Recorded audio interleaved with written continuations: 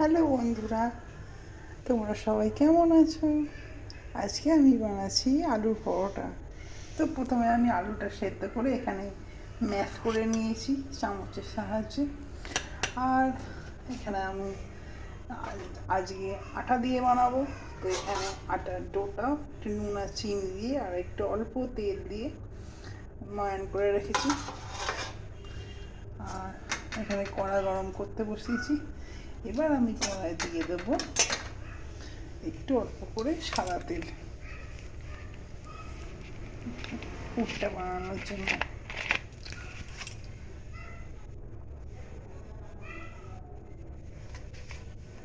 ব্যাস এই পরিমাণটা হয়ে যাবে।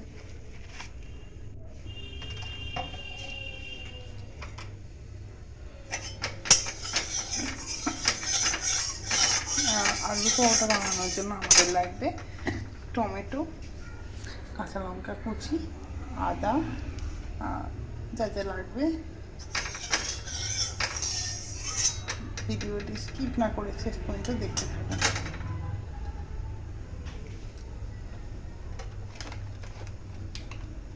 তেল গরম হয়ে গেছে।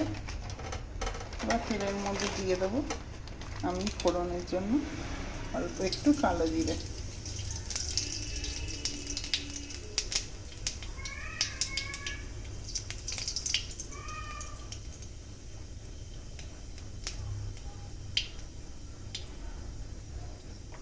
কালো জিরেটা হয়ে গেছে। এবার আমি দিয়ে দেবো টমেটো।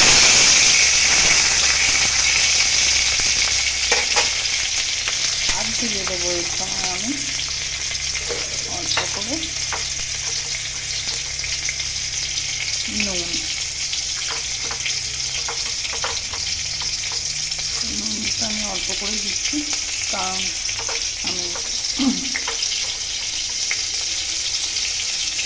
সিদ্ধ করার সময় আলুতে নুন ব্যবহার করেছিলাম।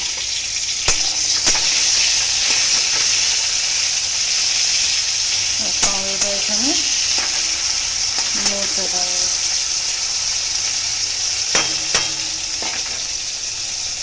ততক্ষণ টমেটোটা এখানে মরছে, ততক্ষণ আমি একটু আদা করে নেব।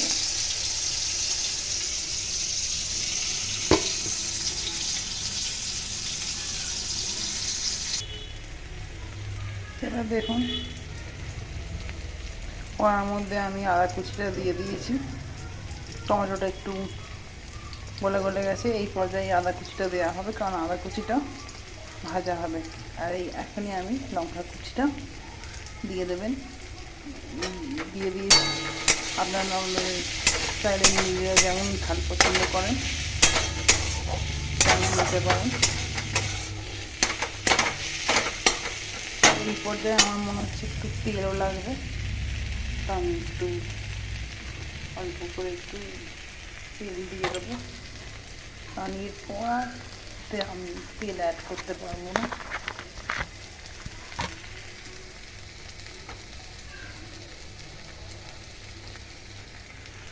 ব্যাস সামান্য একটু দিলেই হবে।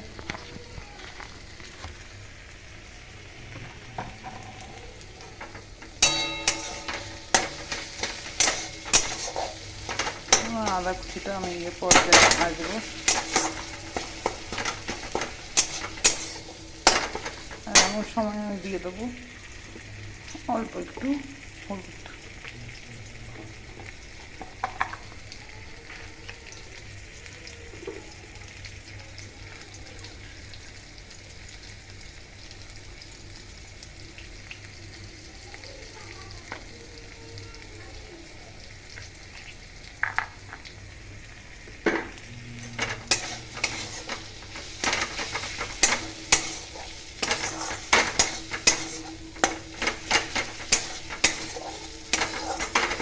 দেখেন কালারটা খুব সুন্দর চলে এসছে।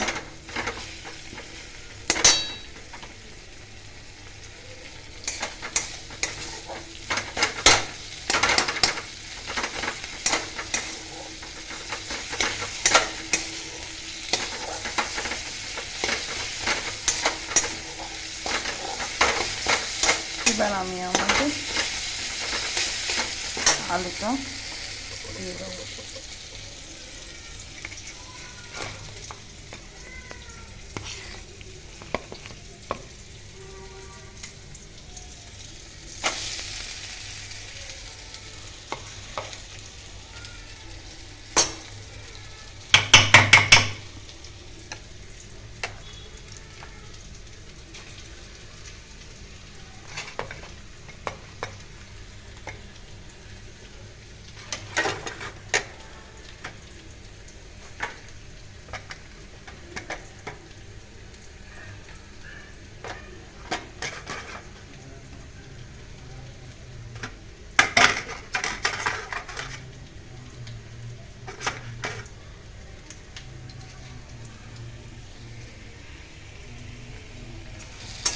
এবার আমরা আলুটা মিক্স করে নেব। তো এই পর্যায়ে দেখুন আলুটা এখন এই অবস্থায় এসছে। তো এখন আমরা একটু এবার চিনি যোগ করে দিয়েছি।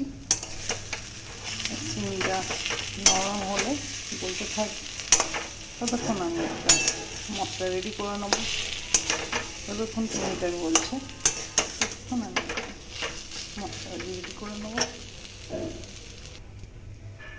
তো দেখুন আলুটা এখন এই পর্যায়ে চলে এসছে, মোটামুটি শুকনো হয়ে গেছে।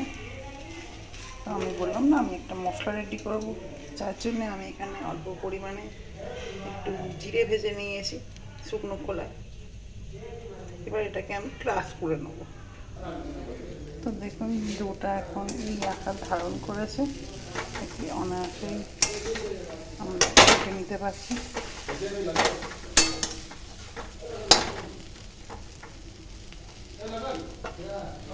দেখুন আমরা এখানে জিরে গুঁড়ো করে রেখেছি। এবার এই ভাজা জিরে গুঁড়ো আমরা এখানে হালকা হাতে ছড়িয়ে দেবো এবং এটাকে মিক্স করে নেব।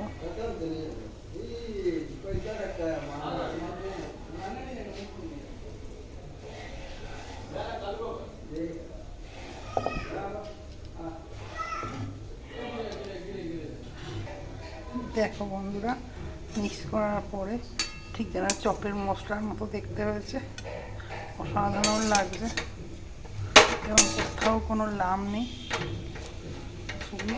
এবার এটাকে আমরা একটা পাত্রে ঢেলে নেব। এবার আলু পরোটা পুর রেসিপি হয়ে গেল। এবার আমরা পরোটাগুলো বেলে ভেজে নেব। তো মোটামুটি এখানে 11টা গোল্লা হয়ে গেছে। আর গোল্লাগুলো আপনারা চেষ্টা করবেন এরকম সাইজের রাখা, তবে অনেক ভিতরে অনেকটা পুরো ঢুকবে এবং মোটা মোটা হবে এবং খেতেও অসাধারণ লাগবে। তো দেখেন বন্ধুরা, আমি এরকম শেপ নিয়ে নিয়েছি। তা চেষ্টা করবেন যে পুরটা এরকম গোল বলের মতো করে দেওয়া, তাহলে দেখবেন পরোটা সারা পরোটায় ছড়িয়ে যাবে পুরটা।